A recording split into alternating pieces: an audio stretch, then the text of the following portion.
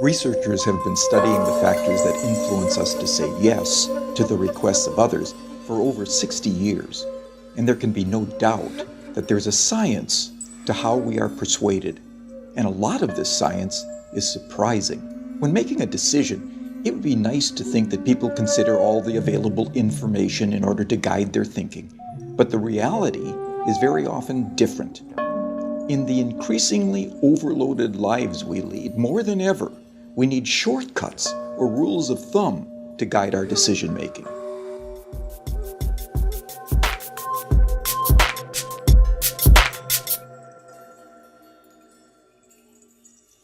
The experiment you'll be taking part in today involves the perception of lengths of lines. As you can see here, I have a number of cards, and on each card there are several lines. Your task is a very simple one. You're to look at the line on the left and determine which of the three lines on the right is equal to it in length. All right, we'll proceed in this order. You'll give your answer. Only one of the people in the group is a real subject, the fifth person with the white t-shirt. The others are confederates of the experimenter and have been told to give wrong answers on some of the trials. The experiment begins uneventfully as subjects give their judgments. 2, 2, 2, 2, 2, 3, 3, 3, 3. But on the third trial, something happens. 2, 2, 2. 2, 2.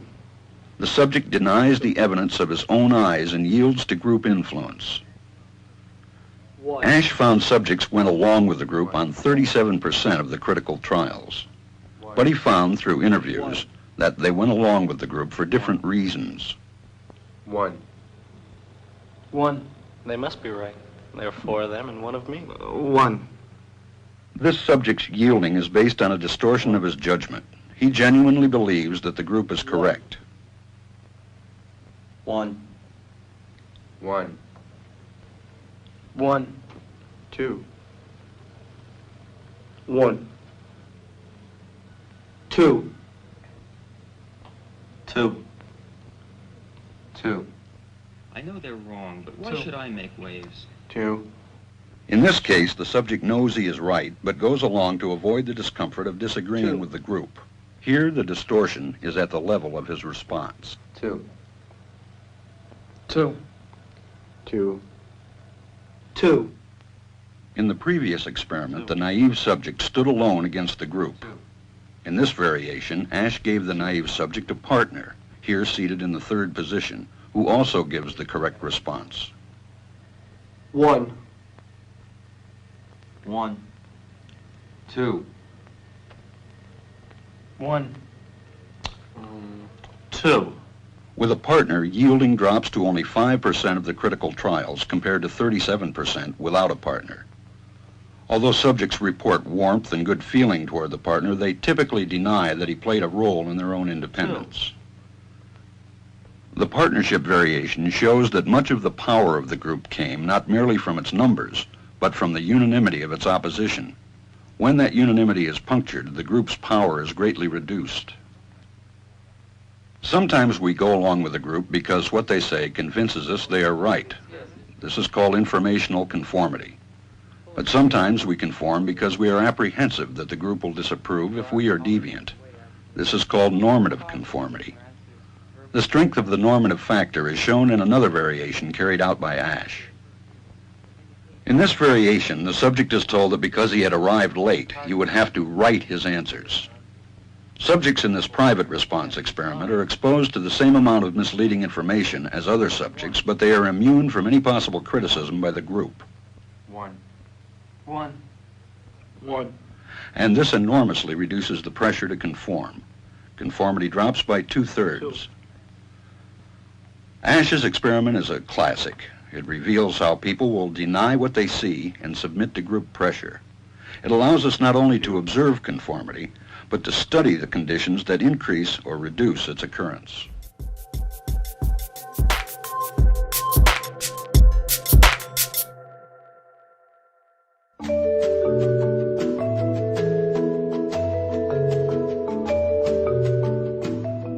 A group of scientists placed 5 monkeys in a cage and in the middle a ladder with bananas on top.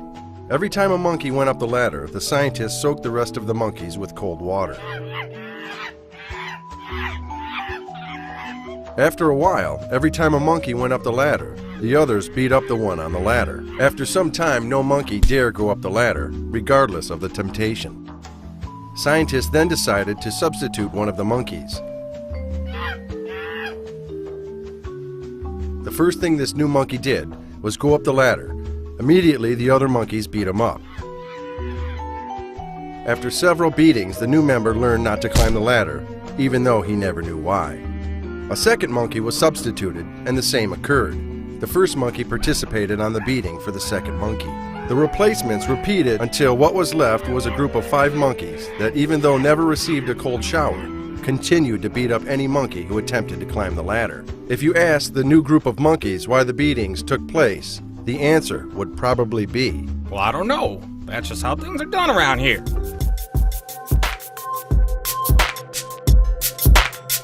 1 in 4 Americans believes that the sun and everything else in space revolves around the Earth, and not, as modern science says, the other way around. Believing in what's called geocentrism is really pretty stupid right now, given that Galileo, Copernicus, and Kepler debunked it over 500 years ago.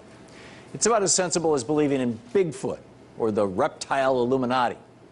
And anyone who wants to be taken seriously as a modern thinking person pretty much rejects geocentrism outright. The same can be said about climate change denial. Over 97% of scientists agree that global warming is real and that human beings are causing it by burning fossil fuels. There is no debate.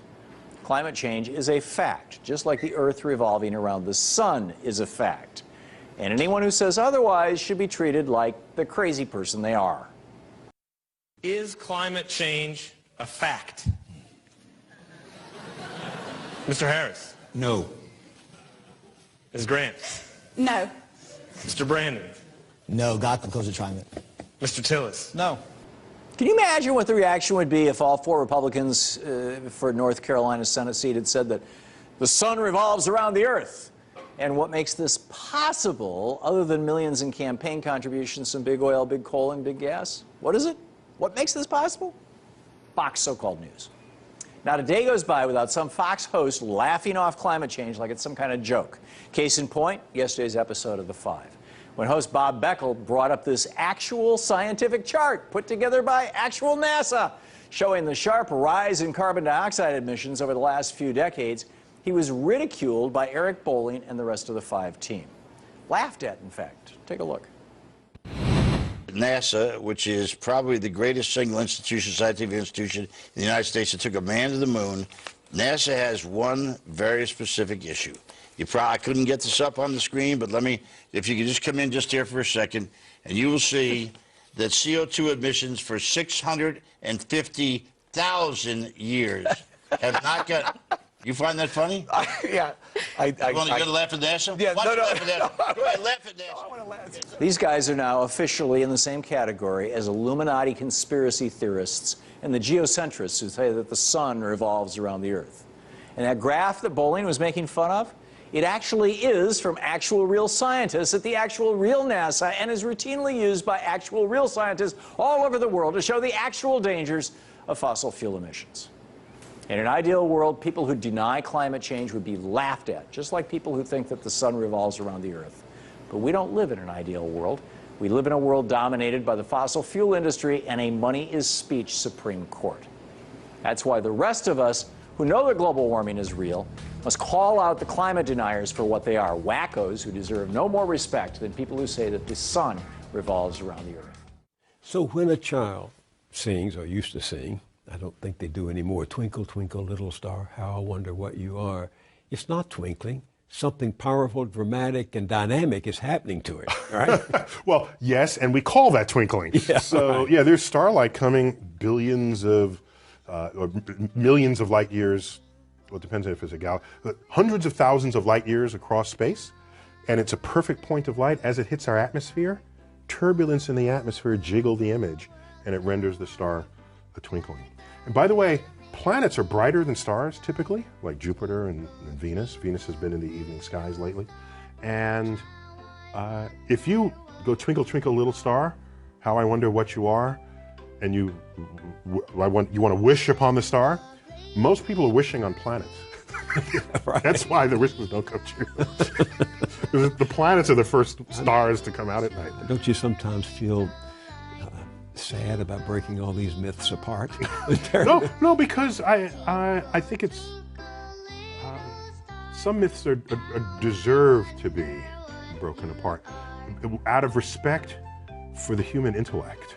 I came out of the planetarium, and that evening I sat thinking about what you said in the show about you acknowledged the Big Bang, and I remember that Hubble rewound the process mathematically, correct me if I'm wrong, and calculated that everything, matter, space, energy, even time itself, actually had a beginning. So it turns out that was not Hubble, although Hubble had the data that enabled the calculation.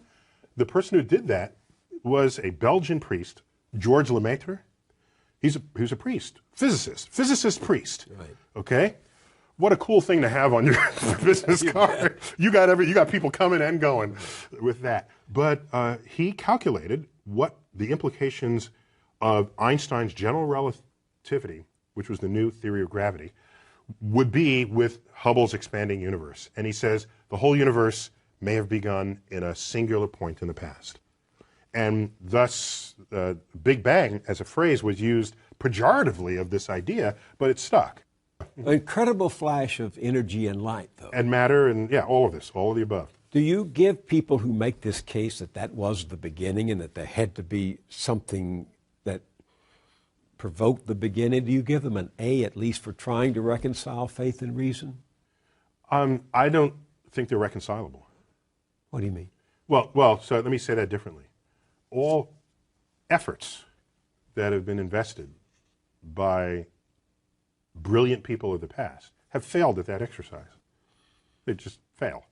And so the track record is so poor that going forward I have essentially zero confidence, near zero confidence that there will be fruitful things to emerge from the effort to reconcile it. I have known serious religious people, not fundamentalists, who were scared when Carl Sagan opened his series with the words, "The cosmos is all that is, or ever was, or ever will be." That scared them because they interpret that to mean then if this is it, there's nothing else, no God and no life after. For religious people, many people say, well, God is within you, or God, there are ways that people have shaped this, rather than God as an old gray-bearded man in the clouds. So if God is within you, what I'm sure Carl would say, in your mind, and we can measure the neurosynaptic firings when you have a religious experience. We can tell you where that's happening, when it's happening, what you're feeling like at the time. So your mind, of course, is still within the cosmos. But do you have any sympathy for people who seem to only feel safe in the vastness of the universe you describe in your show if they can infer a personal God who makes it more hospitable to them, who cares for them? In this, what we tell ourselves is a free country, which means you should have freedom of thought. I don't care what you think. I just don't. So how do we know the Earth is not flat?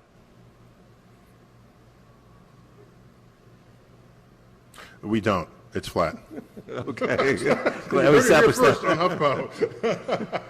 No, here it is. If you are small, as we are as humans, and that is the entirety of and that is the source of your understanding of the world in which you live, then of course the world looks flat. That's not any different from being a child watching television and presuming that the people you see on TV know you. They don't know me. Well, if you're a little child, you think they do know you because you are the center of your own universe. And to mature out of that is very hard, not only when we grow up as humans, but also as we grow up as a civilization.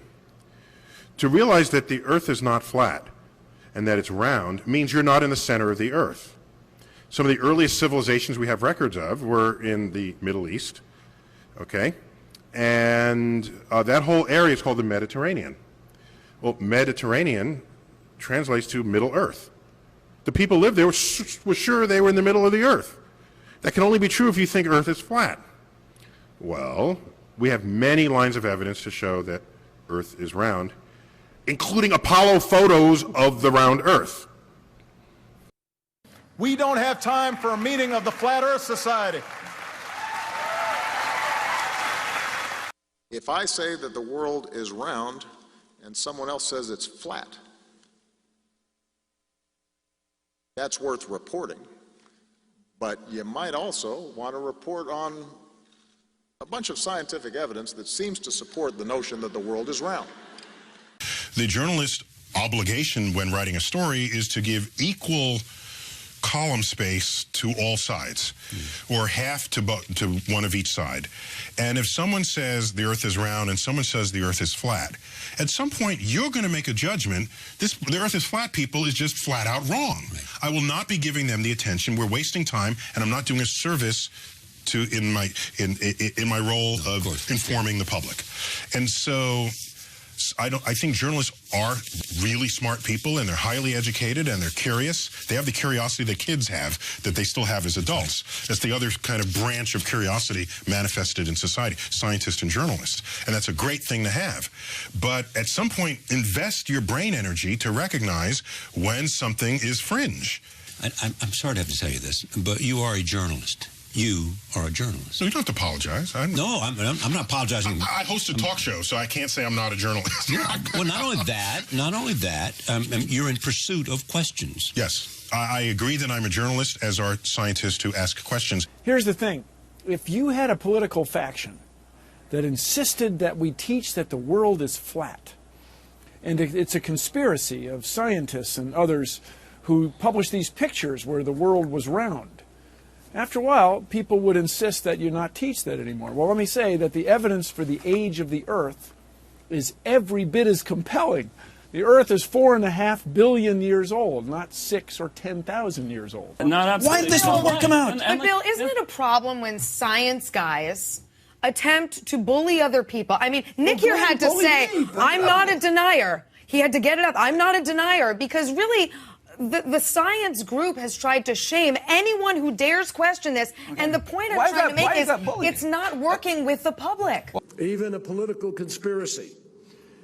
My friends, these people are so out of touch with science that they believe rising sea levels don't matter because in their view the extra water is just going to spill out over the sides of a flat Earth.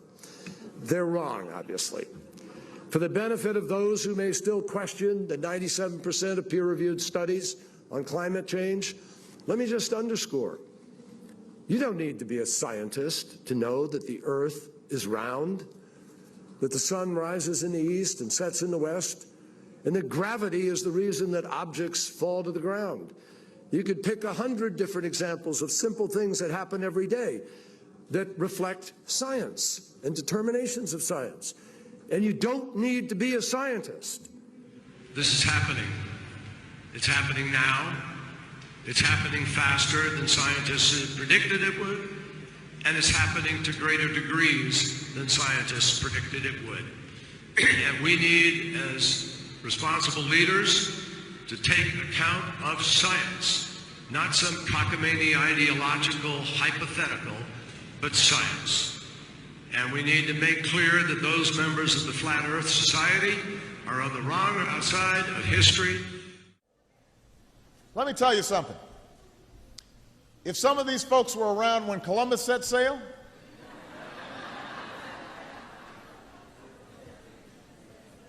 they must have been founding members of the Flat Earth Society. They would not have believed that the world was round. We don't have time for a meeting of the Flat Earth Society.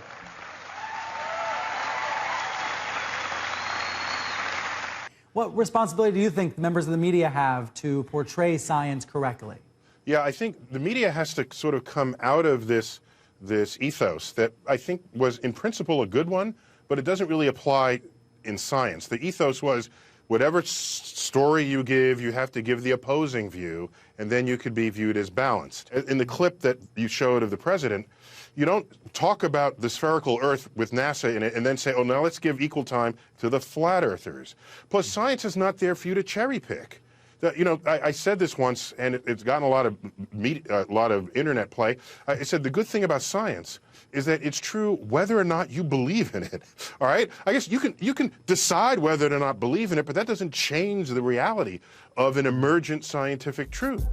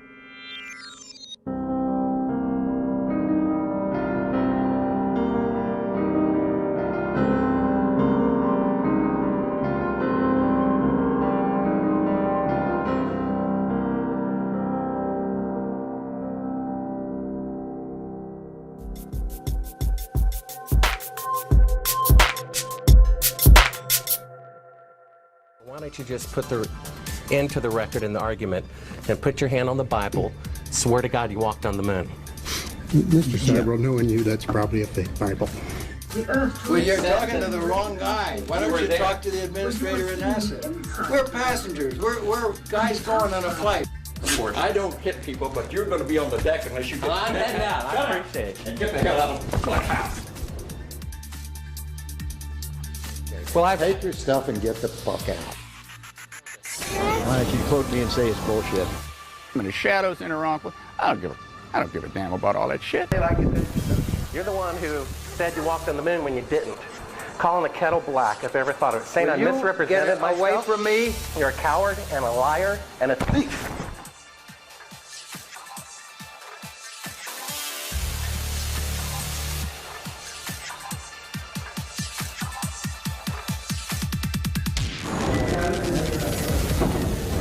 You want me to knock you in the head? Well, I want you to swear to God on the Bible that you walked on the moon. Okay. If you walked on the moon, we're given the opportunity to swear to God that you walked on the moon. I'm going to give you the opportunity to get the hell knocked out of you if you don't leave me alone. Watching them lie through their teeth, carrying on a hoax that is so outrageous that they're beyond human. They couldn't cover it up. They were just too human. Exactly. You can see on Neil Armstrong particularly, he doesn't want to lie. This guy just doesn't want to lie. No. He's looking down. He just doesn't want to say anything. This is why he didn't give any interviews for the rest of his life. Look at that. Please do look at that, folks. YouTube video of the first Apollo crew to come back at press conference. It's really embarrassing. I mean, it's just embarrassing.